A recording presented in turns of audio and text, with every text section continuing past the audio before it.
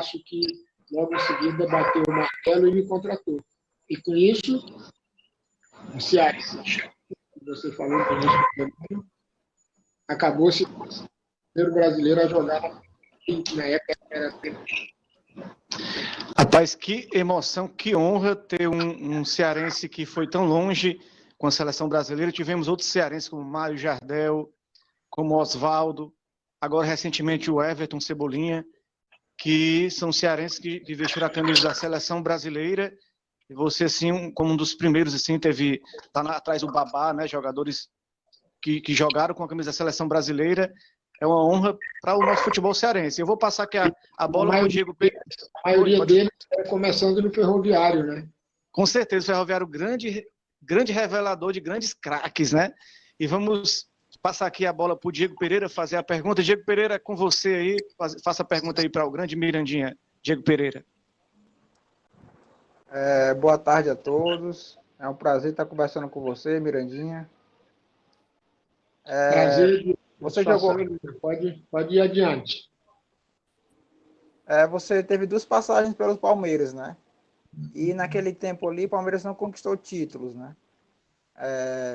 Teve um grande jejum ali de 1976 até 93 com a conquista do Paulistão, naquele ano. Eu queria saber de você, você inclusive jogou a final, né, de 1986 do Paulista com a Inter de Limeira, vocês acabaram vice-campeão. Eu queria saber de você como era jogar no Palmeiras naquele período ali de seca de títulos. Como era a pressão, quais eram as maiores dificuldades? Bom, eu acredito, Diego, que a maior dificuldade de ter jogado no Palmeiras naquela entre-safra de títulos, né? Era justamente a pressão. A gente jogava sob uma pressão muito forte. Tivemos em 86 tudo para ser campeão paulista, quando chegamos na final contra a Inter de Limeira. Mas, infelizmente, naquela oportunidade, o comando, tanto da diretoria quanto o comando técnico, não soube conduzir as coisas da melhor maneira possível. Eu lembro bem que até o último jogo contra a Inter de Limeira, eu era artilheiro do campeonato junto com o Kita, cada um com 22 gols. E acabou que no último jogo o Kita fez um gol e ganhou a artilharia, ficou com 23, eu fiquei com 22 gols.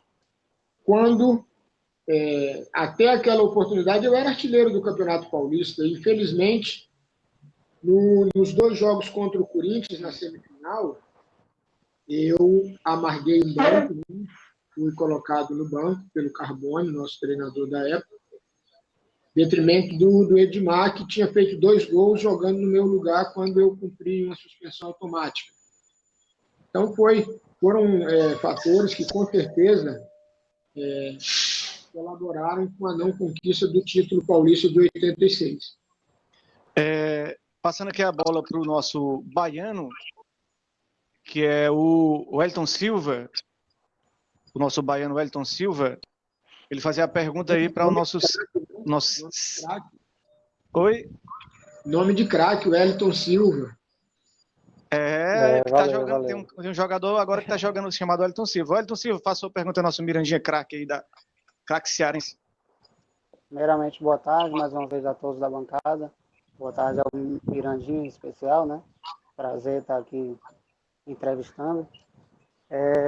Sobre a sua passagem pelo futebol inglês, né? A gente sabe que você foi o primeiro jogador brasileiro a ser contratado pelo futebol inglês. Foram 67 partidas, 24 gols. Né? Foi considerado uma passagem boa, abriu os caminhos para o futebol brasileiro. E você retornou depois que o time foi rebaixado, né? Aí eu queria saber, nesse período teve outras propostas lá para você ficar e se você se arrepende de ter voltado. Bom, eu tive uma primeira temporada muito boa, muito expressiva, fiz muitos gols pelo Newcastle, tanto na Liga quanto nas Copas que são disputadas paralelo à Liga. Eu lembro bem que cheguei meio tímido, desconhecedor do estilo de futebol inglês, mas logo me adaptei e fiz muitos gols na primeira temporada. Na segunda temporada, o Newcastle passou por uma mudança radical. Antes da metade do campeonato, nós perdemos o nosso treinador, que era um cara hiper bacana, que tinha todo carinho com seus atletas, e ele foi trocado na metade do campeonato, que foi o Willie McFall, que foi quem me contratou, e foi contratado o Jimmy Smith, já faleceu esses dias atrás. E com a vinda do Jimmy Smith, ele fez uma mudança muito radical dentro do elenco. Ele trouxe 2 jogadores do Wimbledon, o goleiro David Besant e o Anderson, o zagueiro. Trouxe 2 escoceses de um time da Escócia, não lembro bem qual, o John Hendry e o John Hobson. Infelizmente, o nosso time teve uma queda muito grande. Nós perdemos o Paul Gascoigne, que foi para o Tottenham, e perdemos o Neil MacDonald, que foi para o Everton. E a saída do Paul Goddard, que era um atacante que jogava comigo. E o Newcastle não buscou peças de reposição do mesmo nível. Pelo contrário, trouxe alguns jogadores veteranos, como foi o caso do Ken Sampson, que era lateral esquerdo do Arsenal, já estava em fim de carreira. Trouxe o Kevin Brook, um outro meia que jogava numa equipe, não lembro qual, e isso enfraqueceu muito o nosso time. Quando eu retornei para o Brasil, primeiramente eu vim emprestado. Eu vim emprestado para o Palmeiras por 1 ano, em virtude da queda nos recursos que o Newcastle tinha direito por ter sido rebaixado. Eu lembro bem que na reta final do campeonato que o Newcastle foi rebaixado, eu tive uma contusão no tendão de Aquiles num dos jogos, que foi o último jogo que eu fiz pelo Newcastle. E vim para o Brasil para tratar, fiquei tratando no Palmeiras. E quando eu me recuperei, que estava para voltar para o Newcastle, o Palmeiras me pegou por empréstimo. E em seguida eu fiquei 6, 7 meses no Palmeiras, no ano de 98, de 89, desculpa. E quando eu estava me preparando, jogando pelo Palmeiras, fazendo gols, veio a troca de comando no Newcastle. Foi justamente o período que o Sir John Hall comprou o clube. E como ele era um fã incondicional do meu futebol, ele de imediato ele antecipou o meu retorno. Queria de qualquer maneira que eu retornasse. Mas, infelizmente, esse retorno não foi possível porque o Palmeiras fez uma pressão muito grande para que eu continuasse e eu acabei abrindo mão de voltar para o Newcastle, tendo a grande oportunidade de fazer um contrato longo, porque o Kevin Keegan, que era o treinador da época, que foi contratado no mesmo período, queria que eu retornasse de qualquer maneira, mesmo para jogar na segunda divisão. E com isso eu perdi realmente a grande oportunidade de voltar para o Newcastle e dar sequência dentro do trabalho que tinha sido iniciado em 87, quando lá cheguei. Aí, em questão disso, Mirandinha, só interrompendo um pouquinho, daqui a pouco eu vou pedir para você falar que o Newcastle foi comprado agora por um bilionário e provavelmente vai ser o time mais forte do mundo, que vai poder contratar grandes jogadores, o time que você passou. Eu vou passar aqui a pergunta para o Ezio, daqui a pouco você responde sobre isso, vou passar para o Ezio Rodrigues fazer a primeira pergunta para você. Boa tarde, Ezio. Boa tarde, pessoal. Boa tarde, ouvintes aí do programa. Agradeço aí a vinda do Mirandinha a comparecer ao nosso programa, um cara que no futebol contribuiu muito, principalmente aqui no estado do Ceará, como vocês já falaram, já bateram aí, primeiro cearense, primeiro brasileiro a jogar no futebol inglês. Não é fácil, os inventores jogar na terra dos inventores do futebol, é muita tradição ali. E Mirandinha, voltando um pouco atrás do que o pessoal falou aqui no programa, me fale um pouco do começo da sua carreira, mano. Como é que o futebol achou você achou o futebol, fale um pouco, que eu acho que o bacana é você falar suas origens para o pessoal te conhecer melhor.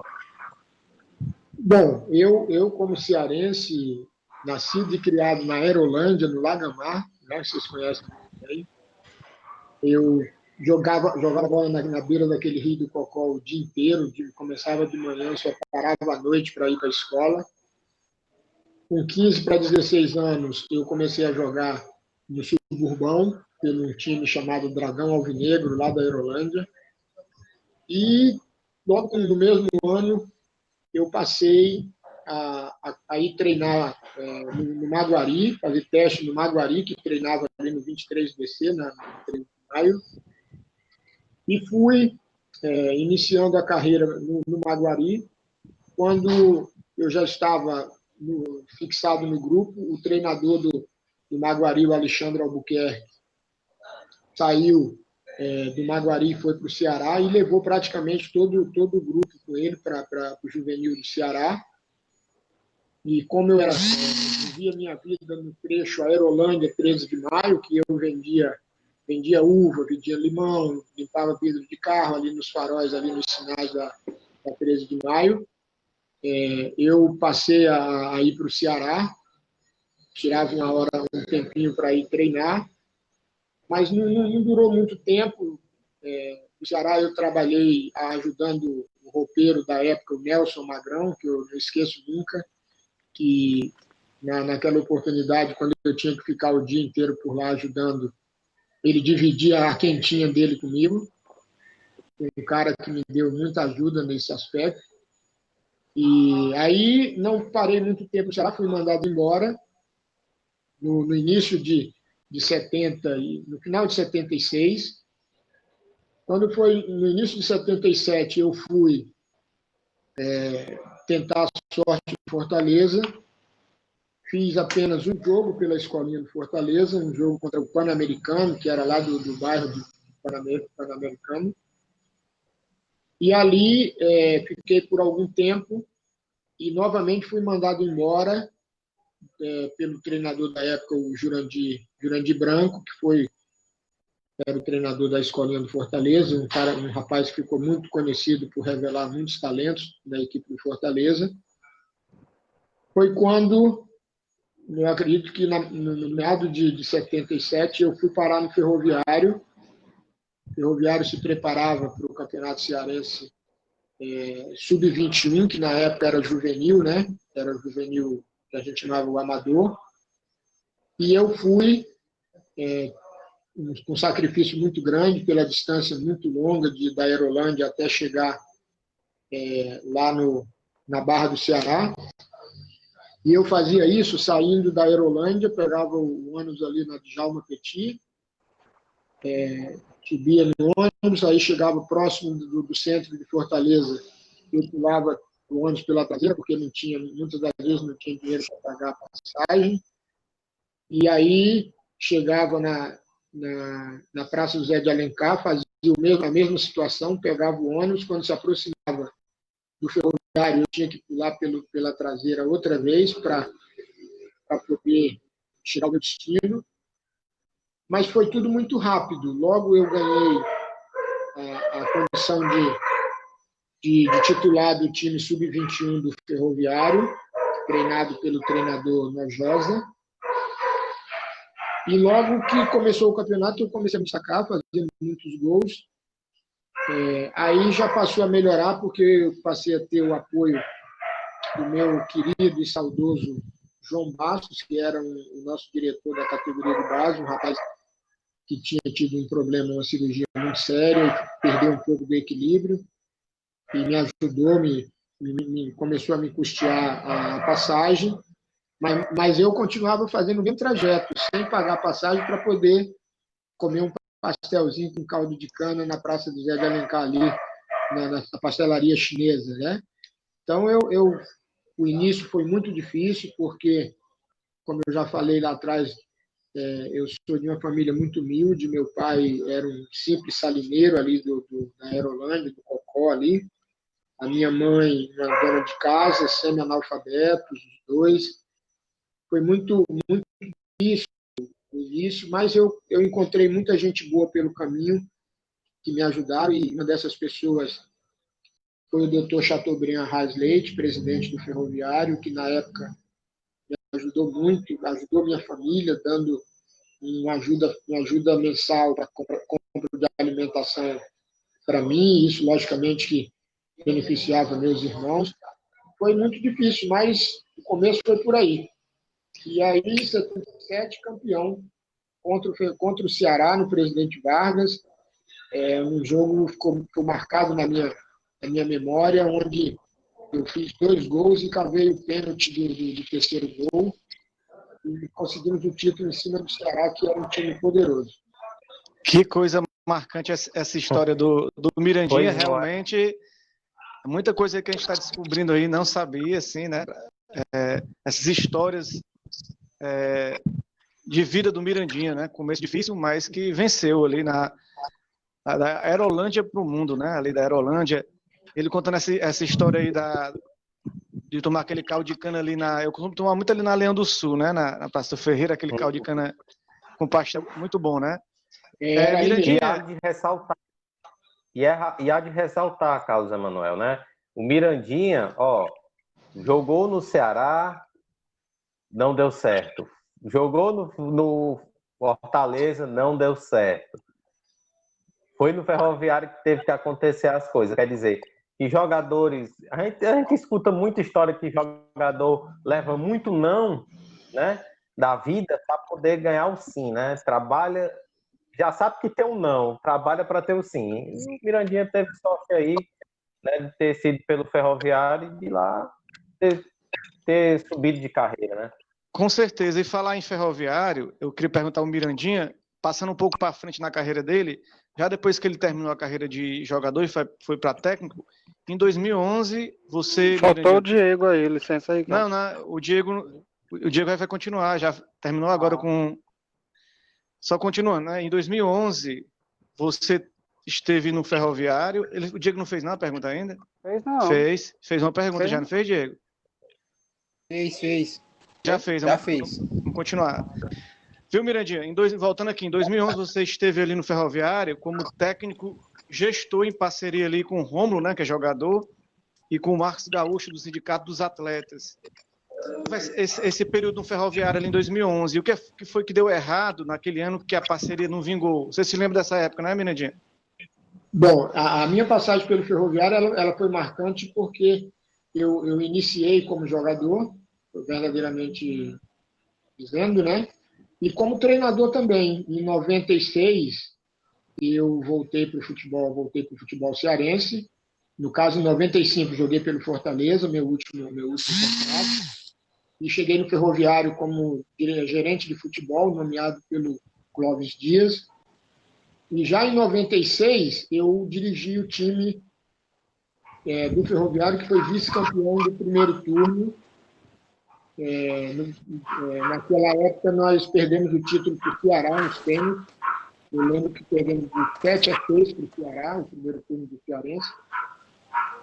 Em 2011, foi justamente uma parceria que nós fizemos com o Ferroviário. Nós criamos um grupo gestor, eu, o Marcos Gaúcho e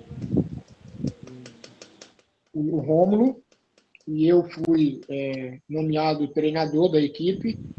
Iniciei como treinador, depois tivemos que contratar um treinador e eu voltei para a minha função.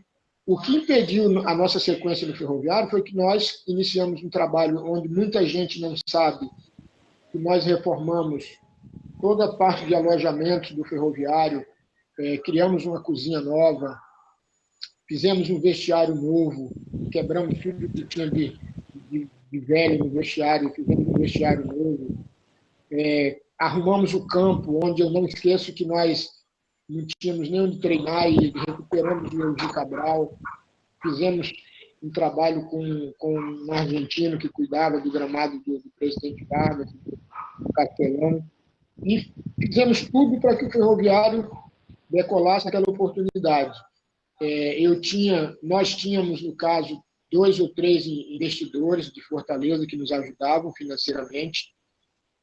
Mas o que impediu a sequência foi justamente uma atitude do presidente da época, que nós tínhamos feito um contrato onde diretoria executiva, conselho fiscal e conselho deliberativo, todos tinham conhecimento desse contrato. Infelizmente, quando nós tivemos a oportunidade de encaminhar um jogador para fazer teste no clube inglês, que a gente tinha uma parceria com um empresário inglês, amigo meu, o dirigente da época, achando que iria dar negócio com o futebol inglês, ele simplesmente impôs uma situação de que não queria que os valores viessem via o ferroviário, teria que ser feito um sistema para que a diretoria, somente a diretoria executiva tivesse conhecimento, e não o conselho fiscal e o conselho deliberativo. Foi quando nós tivemos o primeiro desgaste e simplesmente saímos, apenas o Rômulo continuou no ferroviário. E foi o que aconteceu. Muita gente não sabe disso, tem pessoas que falam o que não conhece, às vezes, o que não sabe, na verdade, de que eu, com meus companheiros, deixamos o ferroviário cheio de problemas. Pelo contrário, nós ficamos até o dia da saída do ferroviário sem pedir dinheiro a ninguém. Nós não pedimos dinheiro para diretores, para conselheiros, nós fizemos tudo com custo nosso. Inclusive as reformas do Elzi Cabral, onde naquela oportunidade o Elzi Cabral ficou à disposição e nós disputamos alguns jogos no Elzi Cabral, depois de toda a reforma que nós fizemos no estádio e no campo de jogo. Que bom, por isso que a gente trouxe você aqui, para tirar essas dúvidas, esse esclarecimento, para todo mundo acompanhar a torcida do Ferroviário e todo mundo que gosta do seu trabalho como técnico, como jogador, saber dessa história que é importante esclarecer essa situação, né? Diego Pereira, é com você, Diego. Sua pergunta para o nosso Mirandinha. Opa, vamos lá. Depois da segunda passagem sua pelo Palmeiras, você acabou indo para o Corinthians, né? Eu gostaria de saber de você como é que foi esse momento aí, esse período, se você sofreu rejeição por parte dos corintianos e a torcida do Palmeiras, como viu a sua ida para o rival? Bom, eu saí do Palmeiras rumo a Portugal, né? Palmeiras, na época, no final de 89, me vendeu, final de 90, desculpa, final de 90, me vendeu para o Belenenses de Portugal por $600 mil.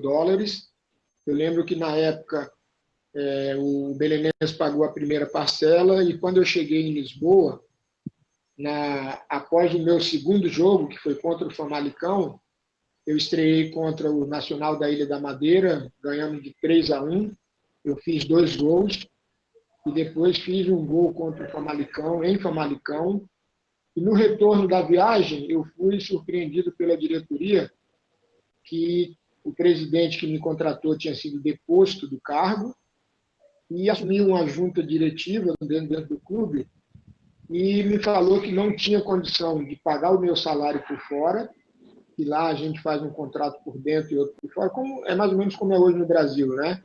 Um contrato com o clube e um contrato de imagem. E lá era mais ou menos a mesma coisa. E que não tinha como pagar as 2 parcelas seguintes do Palmeiras. Foi quando eu cheguei no meu treinador, que era o professor Antônio Lopes, expliquei para ele a situação, e como o professor Lopes também já estava meio que de saída, ele falou para mim: Miranda, eu sei que você quer me ajudar, mas fique à vontade. Foi justamente quando apareceu uma oportunidade, o Corinthians buscava um centroavante, acertou, assumiu a dívida junto ao Palmeiras e me trouxe de volta justamente no período em que o seu Vicente Mateus tinha lançado a dona Marlene como presidente do clube, e aí eu acabei sendo contratado, recebido com a sirene, tocando no Parque São Jorge e tudo mais, mas infelizmente não me deixaram jogar. Eu lembro bem que eu tinha feito um gol contra o Santos, no Pacaembu, tinha feito 2 gols no Uruguai pela Libertadores contra o Bela Vista e contra o Nacional. Empatamos os 2 jogos de 1-1. Eu fiz os 2 gols lá no Uruguai. Infelizmente, quando eu voltei do Uruguai, tinha um clássico contra o Palmeiras. Eu fui colocado no banco pelo Nelson Batista, que era o treinador.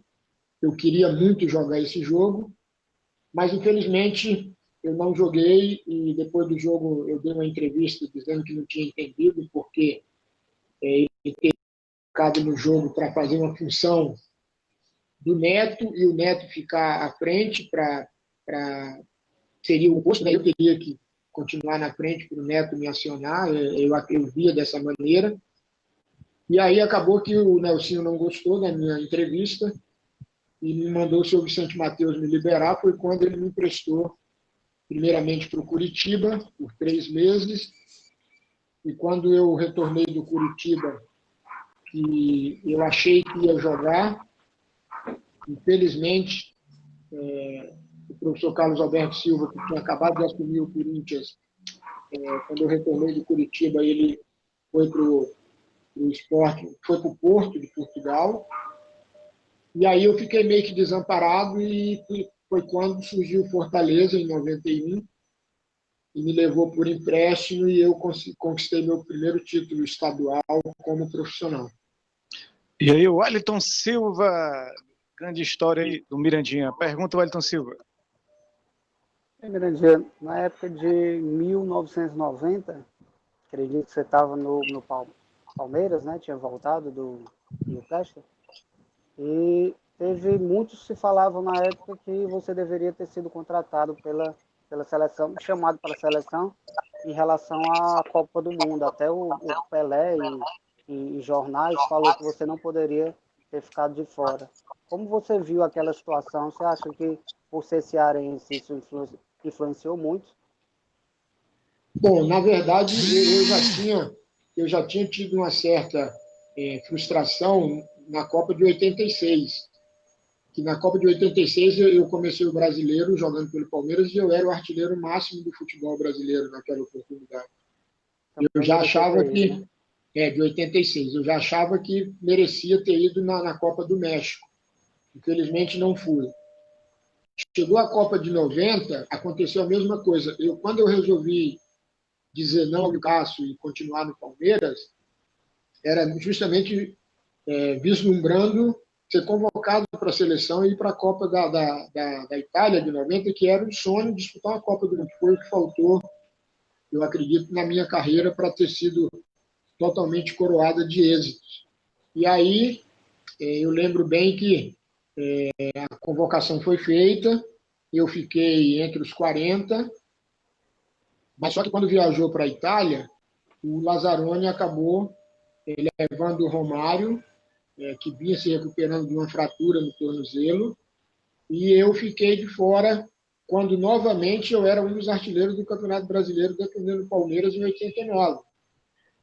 De 89 para 90. Então foi isso justamente que aconteceu, e eu, quando resolvi realmente tomar a decisão de não retornar para Newcastle, era vislumbrando a Copa do Mundo de 90. E teve um cearense também que quase chega lá, o Jardel, em 2002, não conseguiu.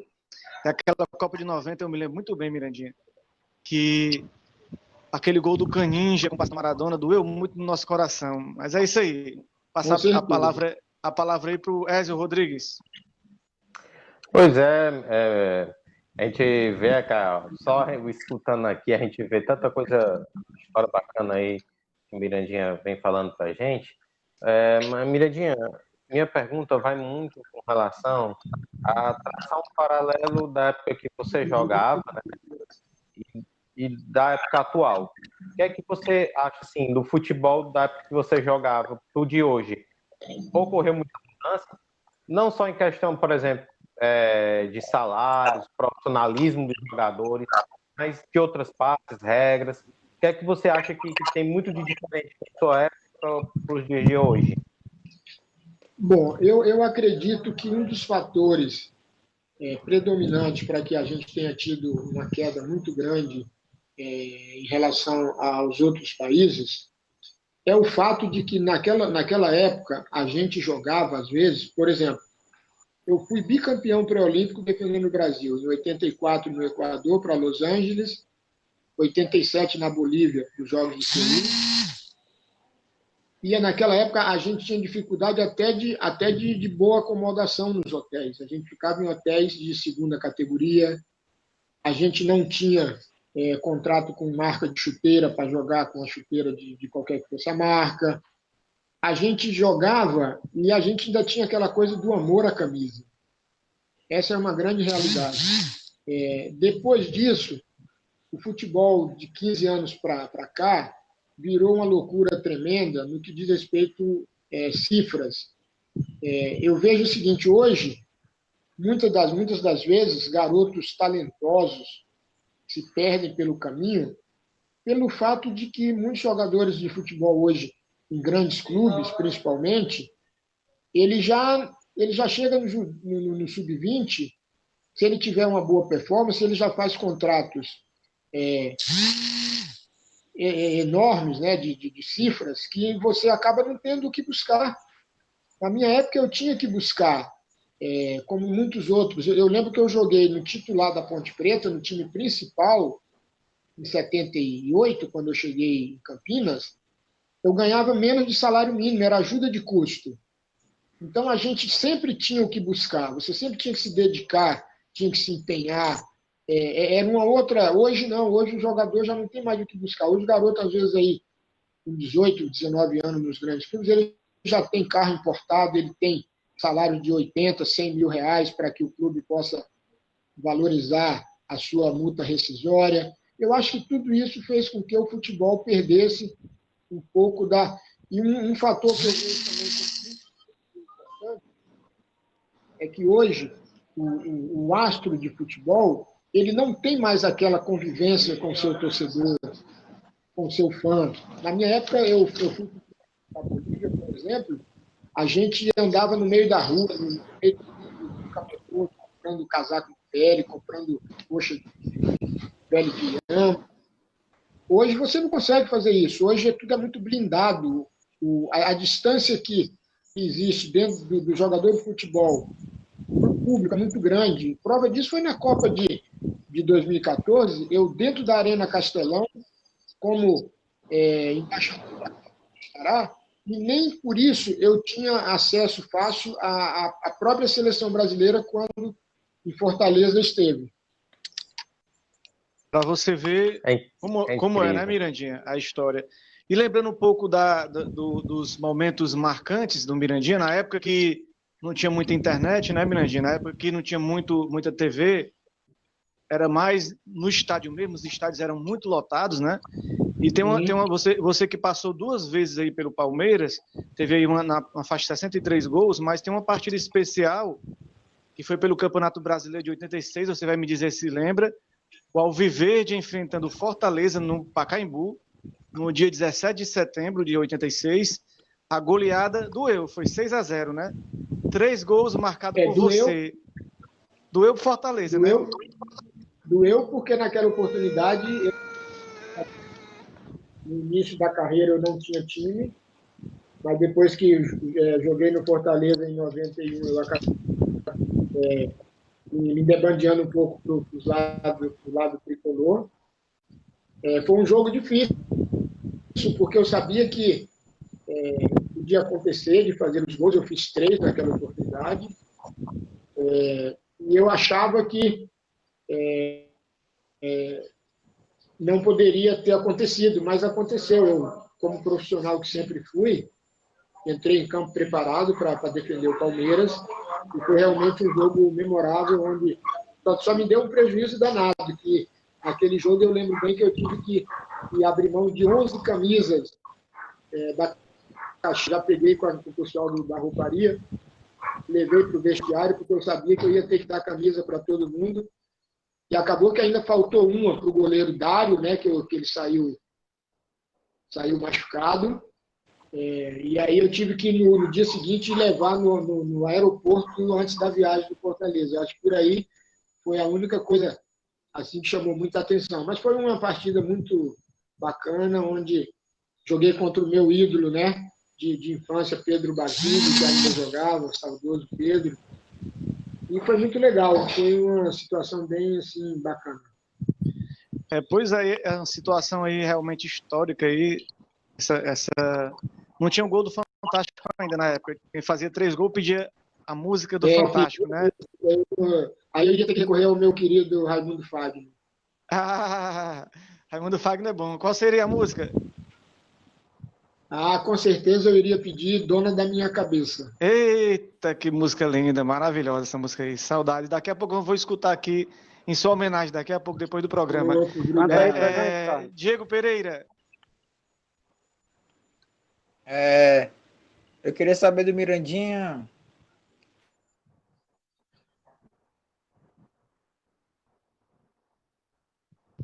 Diego, fugiu o som. Qual time que ele jogou, o elenco ali que ele fez parte, que ele sente mais saudade, que foi mais gratificante para ele fazer parte e que ele foi mais feliz ali naquele ciclo. Bom, a nível profissional, tiveram dois elencos que me deixam muita saudade, né? Que foi o Náutico de 83 e 84, um Náutico que passou por cima de todo mundo. Eu lembro de ter perdido um jogo apenas, que foi para o Grêmio no Olímpico, já nas oitavas de final do Brasileiro. Um elenco maravilhoso com Baiano, Eider, Lorival, Alperes, Zé Eduardo, zagueiro, Manguinha, volante, um timaço. Realmente uma grande campanha no Brasileiro de 83. Eu tinha acabado de chegar do Botafogo.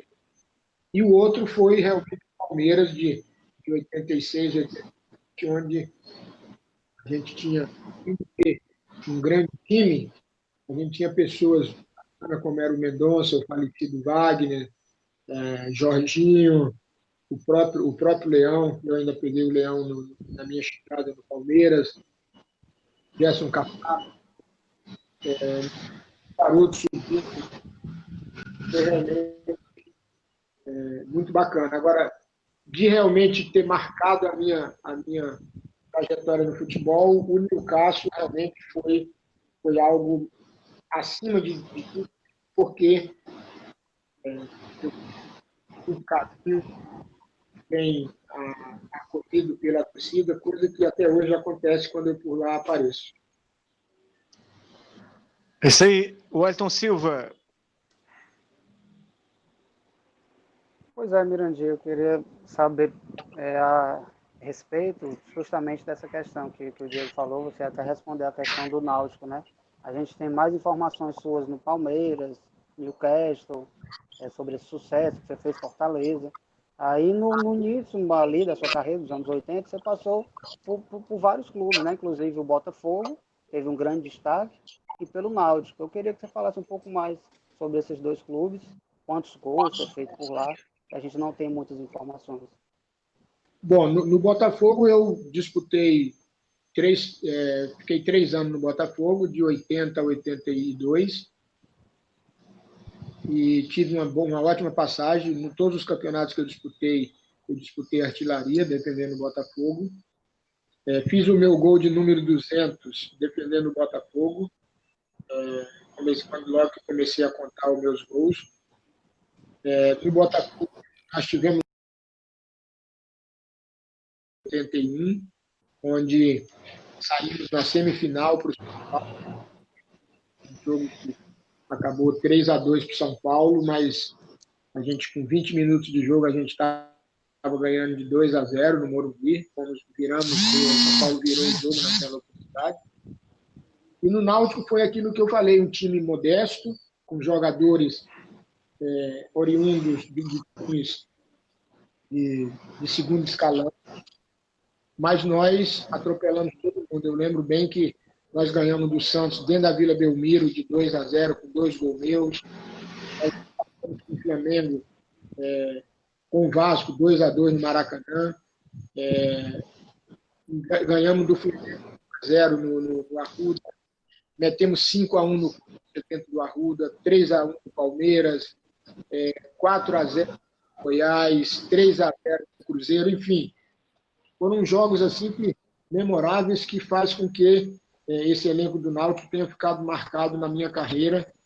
E só não chegamos mais longe porque ganhamos no mata-mata, ganhamos do Grêmio de 1-0 no Arruda, gol meu, e chegamos no jogo de volta em Porto Alegre, estava ganhando de 1-0 aos 20 minutos de jogo, um gol meu outra vez, e acabou que eu sofri uma contusão, poxa, saí do jogo e o Grêmio virou para 2-1 e acabou tirando o Náutico da trajetória de chegar mais longe dentro do Campeonato Brasileiro. Por isso, eu reputo esse Náutico como um elenco que era uma família, uma verdadeira família. Tínhamos um grande comandante, né, que era o seu Enio Andrade, e tínhamos o Baiano, o Eiter, como eu falei anteriormente, Cantarelli no gol, Mazzaropi veio logo em seguida. Enfim, uma coisa bacana é que naquela época muita gente achava que eu estava voltando para o futebol cearense, porque tinha saído de São Paulo, Rio de Janeiro, Botafogo,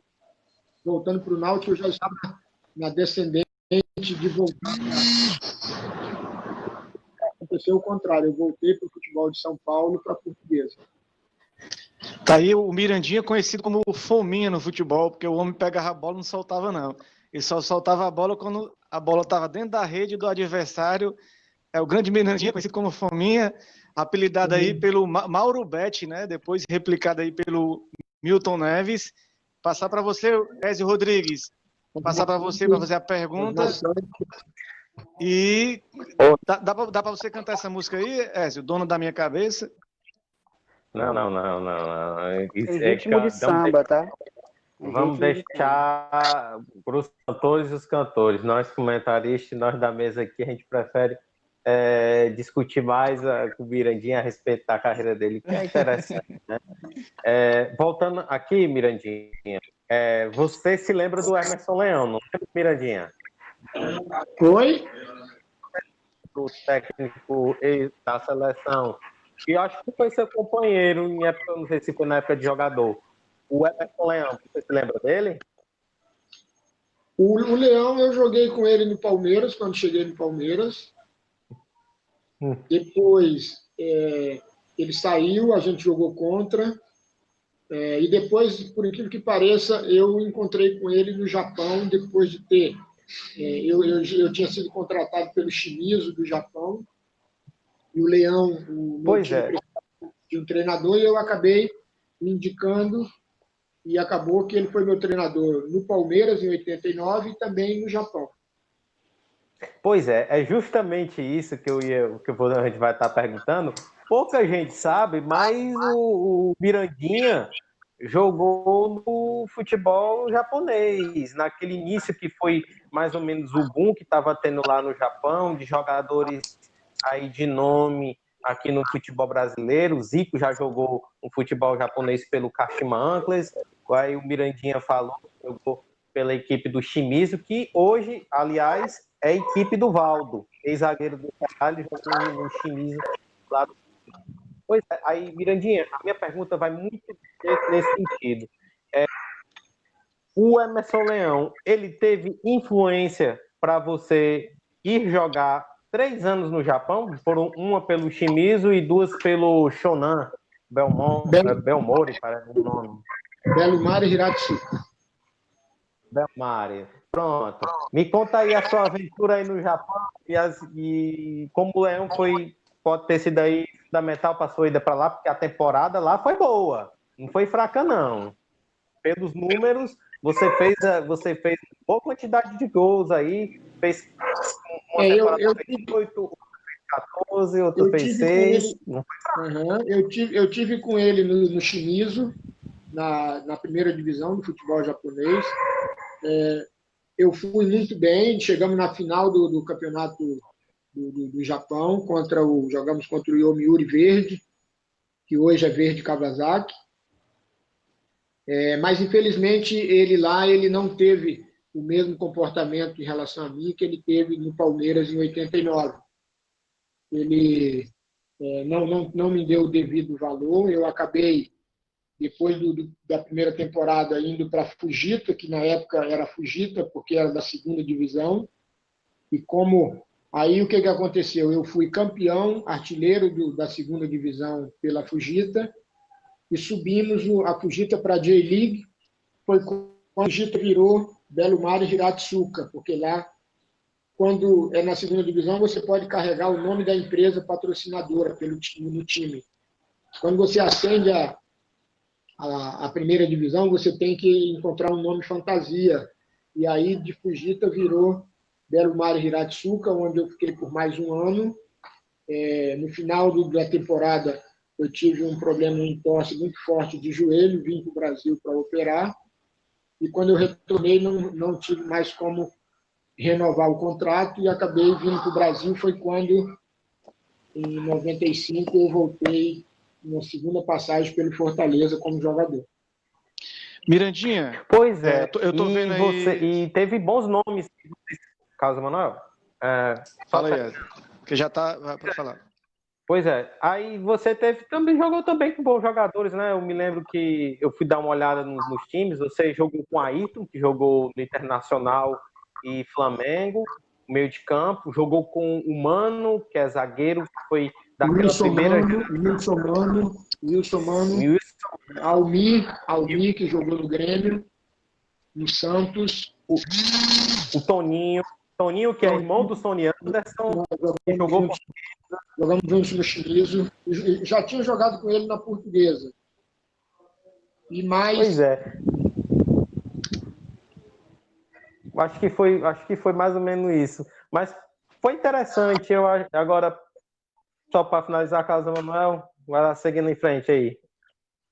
Mas é interessante conhecer essas histórias aí, que o homem passou pela Inglaterra, Japão, teve em todos os locais, né? E é um cearense realmente de história, né?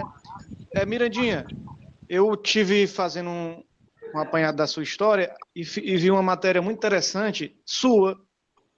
Em 2019, você esteve no programa Aqui na Band, onde mostrou um pouco de um momento seu, digamos, de sofrimento, né? A perca de uma filha que infelizmente nos deixou. Estava um pouco distante de uma das suas filhas, né? Sim. Tinha sua esposa atual e filhos em Manaus. Também teve a perca do seu patrimônio, dificuldades financeiras. Aí no quadro, Dulce Verusca, esposa do nosso Ricardo Boixá, né, falecido. Uhum. Grande mulher que esteve lá fazendo uma matéria com você na sua cidadezinha do interior de São Paulo. E você emocionou até o Ernesto Lacombe. Eu vi a matéria, até eu me emocionei assistindo essa matéria. Fez até o Milton Neves aparecer nesse programa. Naquele período, até agora, Mirandinha, perguntar como é que está a sua situação. Eu vi que você fez aí o curso da CBF, teve os seus amigos que fizeram uma vaquinha e lhe patrocinaram. E como é que está a sua situação agora, depois desse momento tão emocionante e difícil que você passou? Estava morando com um amigo, não era, Mirandinha? Bom, hoje eu tô vivendo, driblando essa pandemia que está afetando a todos nós. Recebi muito apoio de amigos de vários setores da sociedade, do futebol, do esporte em geral. Mas eu estou feliz porque eu continuo trabalhando. O ano passado, eu passei o ano todo me dedicando à conclusão do meu curso da licença A da CBF, para continuar como treinador. Eu acredito que tudo na vida a gente tem começo, meio e fim. Eu, infelizmente, lá no início, eu não me conduzi da maneira que deveria ter me conduzido em relação a investimentos. Logicamente que as cifras são completamente diferentes do que é hoje, né?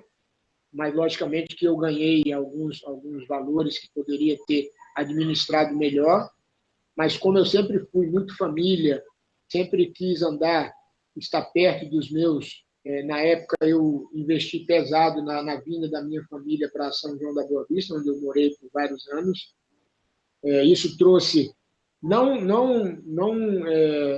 porque eu fui lesado ou coisa parecida. É que, infelizmente, eu fiz investimentos para minha família cuidar, mas, infelizmente, não tivemos sucesso e acabou que depois vieram 2 separações, né? Isso mexe com qualquer ser humano. Mas uma coisa eu tenho muita consciência. Eu fiz o que eu podia e o que eu tinha que fazer. E se tudo que eu fiz foi tentando ajudar meus familiares, até alguns amigos na época, eu não me arrependo de nada disso, mesmo porque eu fiz de coração, sempre com o intuito de fazer o bem. Então, eu estou tranquilo hoje, graças a Deus, esperando agora aí passar essa pandemia para voltar a trabalhar, aguardando, esperando que as coisas possam calmar e a gente possa retomar nossas vidas, que está difícil, né? E o Mirandinha, que é um cara inteligentíssimo, que eu estou torcendo que na vida de técnico ele vai ter muito sucesso ainda, porque ele é inteligente, vivido, experiente, tem muita capacidade. Vou passar para você, Diego Pereira, fazer a pergunta. Mirandinha, você tem feitos relevantes na história do futebol. Você jogou em grandes equipes do futebol nacional. Tá sem? Tá ligado aqui. Tá ligado aqui. Não, aqui tá tudo bem, tá aparecendo ele. Pode continuar, Diego. Continuando, você jogou em grandes clubes, né, do futebol nacional, jogou no Palmeiras, jogou no Santos, jogou no Botafogo, no Cruzeiro, teve passagem pela seleção brasileira, foi o primeiro brasileiro a ser contratado por um clube inglês, tem grandes feitos, né? A pergunta que eu tenho para você é se você se considera valorizado, se você acha que é pouco reconhecido, não só aqui no estado do Ceará, mas também no Brasil. Bom, eu acredito, Diego, que por ter sido um jogador de futebol profissional muito sério, graças a Deus me considero muito sério, e quando saí do campo como jogador, fui para treinador e graças a Deus mantive a mesma seriedade, isso me trouxe alguns prejuízos pessoais, porque tem muita gente que às vezes não se agrada muito com a minha postura, por ser um cara autêntico, direito, não falo aquilo que colocam na minha boca, não tive nenhum tipo de problema de reiniciar minha carreira como treinador de futebol, comecei muito bem, tive grandes passagens, fui campeão amazonense dirigindo o Rio Negro em 2001, fui campeão na Arábia Saudita dirigindo o Al Raja Clube, da segunda divisão para a primeira, tive dois acessos no futebol cearense na terceira divisão, um com o Aracati e outro com o Itapajé. Tive um grande momento da carreira como treinador no Fortaleza, em 2009, assumindo um time que tinha perdido o primeiro turno, não estava bem, conseguimos ganhar o segundo turno em cima do Guarani de Sobral e fazer a final depois contra o Ceará. Naquela oportunidade, levamos o Fortaleza na terceira fase da Copa do Brasil, saindo para o Flamengo, depois de empatar no Rio de Janeiro por 0-0. Enfim, o que você falou tem algo muito, muito importante, muito interessante. Infelizmente, eu não tive o reconhecimento que eu deveria ter tido no meu próprio estado, porque a minha passagem pelo Fortaleza ela foi vitoriosa. Logicamente que, como eu sou muitas vezes rotulado de Fortaleza, eu perdi espaço nos outros clubes, por ter me identificado mais com Fortaleza. Mas tudo isso é questão de cultura. Eu costumo dizer o seguinte, que a gente, como cearense, quando a gente vê, por exemplo, o Ceará ser garfado, Fortaleza ou Ferroviária, a gente costuma dizer é porque a gente é cearense, é porque nós somos nordestinos, um monte de coisas que, de repente, você vira o lado e você vê o quê? Os nossos conterrâneos discriminando os seus próprios conterrâneos. Então, isso é muito negativo. Eu acho que nós nordestinos, nós temos um poder de inteligência, um poder de de conhecimento, nós temos grandes, qualquer que seja o segmento da sociedade, nós temos grandes homens, grandes mulheres, grandes profissionais, mas, infelizmente, às vezes a gente se depara com as situações. E eu acho que é isso que aconteceu comigo. Eu espero que, por exemplo, no Fortaleza, quando eu voltei da Arábia Saudita em 2010, que eu estava com a licença com Fortaleza, não remunerada, quando eu voltei, o Fortaleza não me reconduziu ao trabalho. E tinha ficado uma dívida do Fortaleza para comigo de quando eu saí do clube, e eu lutei durante 3, 4 meses, primeiro com o presidente da época, depois com o Paulo, eu não lembro agora o segundo nome dele, para tentar regularizar sem ter que mexer com justiça. E praticamente eu fui induzido aí à justiça para cobrar o que eu tinha direito, que era uma coisa tão pequena, e virou uma coisa de justiça. E eu não queria isso, que eu nunca fiz com clube nenhum, não iria fazer com o meu clube do coração. E isso ficou também meio que arranhado, mas tudo isso eu vejo por esse caminho. É porque eu sempre fui muito direito, graças a Deus sempre me coloquei numa posição de lealdade, de honestidade para com quem me paga, para com quem me dá a oportunidade de continuar trabalhando e cuidando da minha família. Wellington Silva, faça sua pergunta. Eu queria saber se tem algum recado que a gente nem perguntou ainda, mensagens de algum torcedor, que a gente está aqui já conversando há bastante tempo, e eu esqueci de perguntar. Wellington Silva. Não, nada ainda Ainda tem mensagem não, né? Sobre a questão do Mirandinha como treinador já também, né? Ele parece recentemente fez o curso da CBF para se especializar, mas como falou, há uma diferença, né, do futebol antigamente para o futebol de hoje, se modernizou muito dentro de campo também. Antigamente a gente via mais questões de 3 volantes truculentos, hoje a gente vê mais 2 volantes, tem que ter qualidade para a saída de jogo, o goleiro se tornou líbero, a posse de bola é muito evidente, né? Muitos toques de bola, os pontas tem que voltar para marcar lateral. Mudou muito a questão também da formação, hoje é 4-3-3 mais usada, 4-1-4-1. Eu queria ver do Mirandinha como ele enxerga essa mudança e se nesse curso que ele fez, ele já pretende algum próximo time que ele adote, qual o estilo de jogo que você pretende colocar desse futebol moderno, desse estilo de hoje? Bom, o futebol ele mudou, a coisa mudou muito para nomenclatura, muito para palavras que, por exemplo, pisa na linha, amplitude, tudo isso a gente já falava lá atrás com outra conotação, de outra maneira. Mas, na verdade, todos nós temos que nos aperfeiçoarmos. O curso da CBF ele é importantíssimo, porque ele lida não apenas com o futebol em si, ele trata da psicologia, ele trata da fisiologia. São muitos fatores que hoje o treinador ele não basta ser treinador de futebol, ele tem que ser também quase que um gerenciador do seu time, das coisas que envolvem o seu time. Logicamente que na nossa época o treinador ele tinha mais acesso e mais controle sobre o seu time. Hoje você como treinador você já tem que dividir esse comando com o fisiologista, com o fisioterapeuta, com o nutricionista, né? Com o analista de desempenho. Tudo isso é louvável e faz bem para o futebol.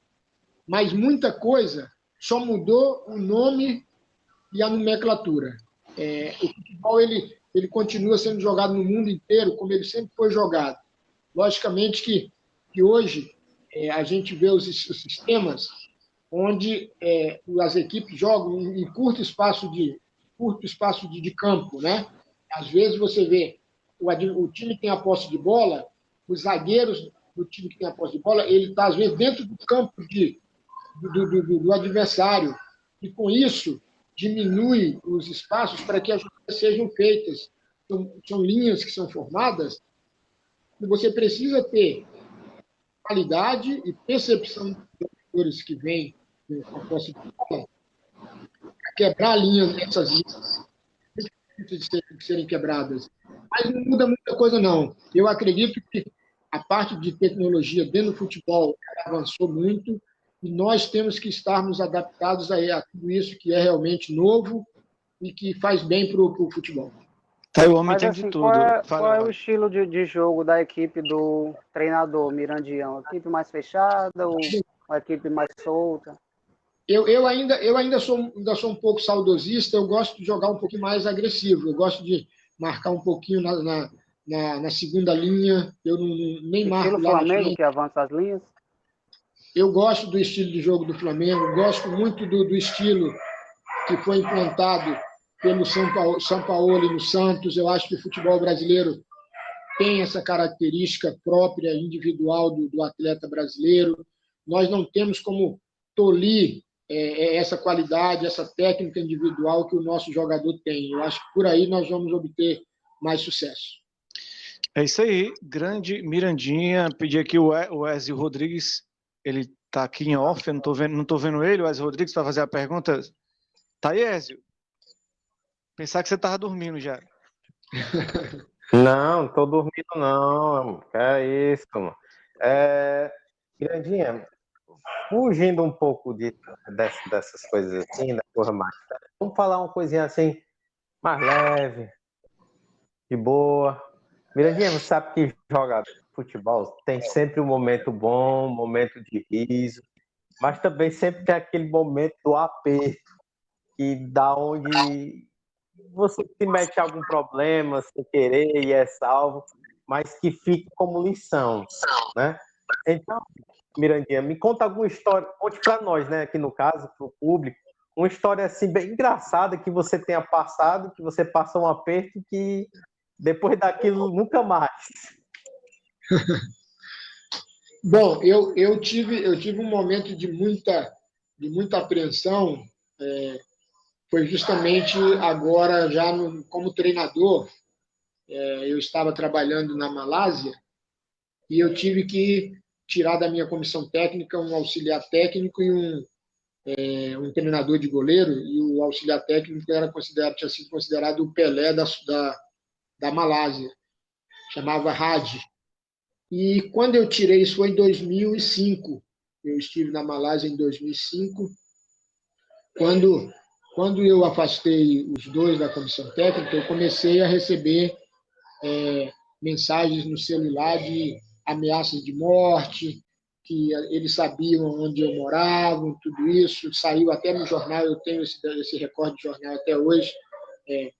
Brasília Coach, Treat by Death, treinador brasileiro tratado ameaçado de morte. E aí eu morava numa casa muito grande, num condomínio dentro de um campo de golfe na Malásia, e como a janela tinha uma janela bem espaçosa, eu chegava à noite, ao invés de dormir na cama, eu jogava o colchão no pé da parede, abaixo da janela. Por quê? Porque para mim eu imaginava o seguinte: se vier aqui jogar bomba ou metralhar no quarto, eu vou estar pelo menos fora do perigo. Esse foi um dos problemas que eu tive. E um outro problema interessante que eu tive foi justamente em Manaus, quando eu fui campeão amazonense em 2001, dirigindo o Rio Negro.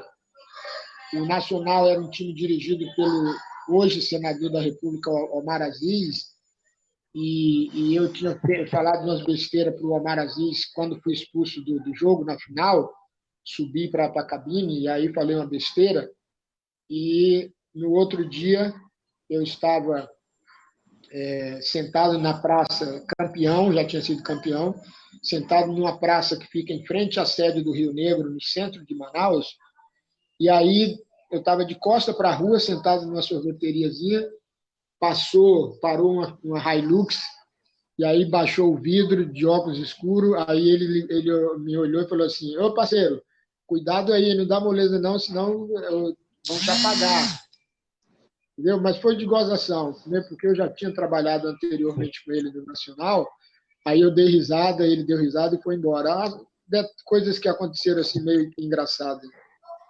Grande Mirandinha, Ezio Rodrigues, porque o nosso programa, infelizmente, já o tempo já está estourando, mas eu vou pedir aqui para os nossos comentaristas, deixar uma mensagenzinha aqui para o nosso convidado também, para ele falar no final. Eu pedi aqui começando aqui com Diego Pereira, que ele sempre é o último que entra, o primeiro que sai é o Wellington Silva. Tô brincando. Tem que adiantar logo, que o homem... Começar aqui com o Diego Pereira, para ele deixar a mensagem dele. Puxa logo o bonde. Vai, Diego, fala sua mensagem para o nosso grande Mirandinha. Só agradecer Mirandinha aí, né, pela entrevista. Obrigado. Desejar sorte aí na carreira, né, nos próximos passos, né. Que ele consiga o que ele objetiva, né, que é conseguir a licença Pro da CBF, né. E que o grande sonho dele, né, que é dirigir um grande clube no país, né. Espero que dê tudo certo e tudo de bom aí na carreira. O Wellington Silva, sua mensagem aí para o nosso Mirandinha.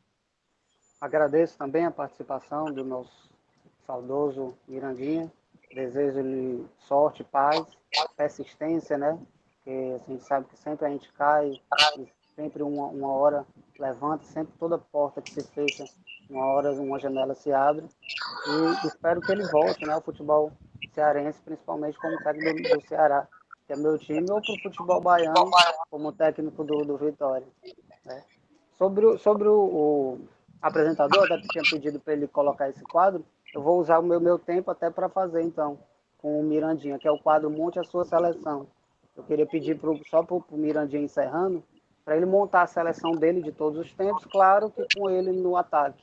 Qual seria a sua seleção? Vamos passar só para o Ezio Rodrigues, aí depois o Mirandinha vai montar a seleção dele. Ezio Rodrigues. Bem, eu só quero, antes de tudo, agradecer o Mirandinha pela presença aí no nosso programa. Sei que deve estar sendo muito complicado, como mesmo ele já frisou, questão do corona, que atrapalhou um pouco aí a vida dele, mas tudo vai passar, Mirandinha. É uma coisa certa que eu acho que eu, pelo menos, tenho, é que tudo isso que está acontecendo na vida da sociedade é a gente, de alguma forma, tirar uma lição, né? Aprender a ter mais cuidado. Então, eu só, assim, eu agradeço muito, um abraço, e que você tenha uma vida, assim, longa no esporte, principalmente agora que você mesmo falou que está tendo aí, pegando essa sua carreira de treinador e se reinventando, né? Então, eu desejo toda a sorte do mundo. E falando do Mirandinha, que o Mirandinha veio do apelido do Mirandinha que ele jogou São Paulo, né? Ele é o segundo Mirandinha, e teve o Mirandinha do Corinthians, que jogou o Ceará, que pegou o apelido do Mirandinha também. Então, foi 3 Mirandinha, mas o nosso Mirandinha principal é esse agora. O original sou eu. O original é você. Mirandinha, e essa seleção aí que você montaria, do goleiro ao atacante com você, como é que seria? Bom, primeiro eu quero agradecer o carinho, as mensagens de força aí de todos vocês que participaram do programa. Obrigado mesmo, de coração. Que Deus abençoe a todos vocês, suas famílias, proteja. Bom, a seleção é uma seleção que eu poderia formar 2, 3, mas eu vou formar uma que eu já tenho na cabeça. Paulo Sérgio, goleiro do Botafogo. Lateral direito, Jorginho, da seleção brasileira. Jogamos juntos 2 pré-olímpicos. Oscar da Ponte Preta. Glenn Rodo, do Newcastle. Odirley, da Ponte Preta. Elzo, Atlético Mineiro e melhor volante da Copa do Mundo de 86 no México. Dunga. Mendonça, do Botafogo, Palmeiras, Portuguesa, jogamos juntos. Paul Gascoigne, Newcastle United. E na frente, eu vou de Mirandinha e Bebeto. Ixi, rapaz, seleção completa aí, né? E o Paul Gascoigne foi um grande jogador que você jogou junto também, grande jogador. O Paul, além de ser um grande jogador, foi um grande amigo que eu fiz na Inglaterra, e sempre que eu posso, eu mando nas mensagens com ele. Mirandinha, agradecer a você, o Wesley Rodrigues, o Diego Pereira, o Elton Silva, agradecer a você, muito obrigado. Espero contar com você outra oportunidade para a gente falar mais histórias, porque você tem histórias para contar e também tem análises interessantes do futebol. Muito obrigado a você e até a próxima. Valeu, galera. Pode falar, Mirandinha. Mandar um grande abraço para todos os conterrâneos cearenses que estão nos acompanhando. É uma satisfação imensa estar falando com vocês. Beijo no coração de todos e que Deus abençoe a todos. Muito obrigado, valeu, galera. Até a próxima semana, se Deus quiser. Valeu, Orenilton. Um abraço.